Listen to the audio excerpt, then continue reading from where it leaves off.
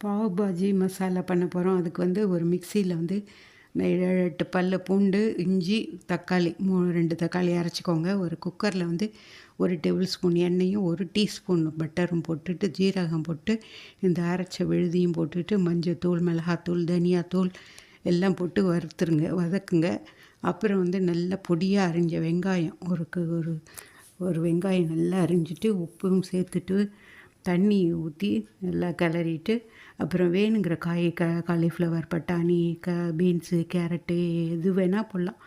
எல்லாத்தையும் போட்டுட்டு வதக்கிட்டு 1 டேபிள் ஸ்பூன் பாவ் பாஜி மசாலா, அது முக்கியமானது. அது போட்டு 3 விசில் வச்சு குக்கரில் எடுத்திங்கன்னா சூப்பரான பாவ் பாஜி கிடைக்கும். அது பாவு வந்து இது கடையில் கிடைக்குது. அதை வந்து வெண்ணெய் போட்டு 2 பக்கம் ரோஸ்ட் பண்ணிவிட்டு இந்த பாஜி நல்லா மேஷ் பண்ணி அது கூட லெமன் ஜூஸும் கொத்தமல்லியும் போட்டு இந்த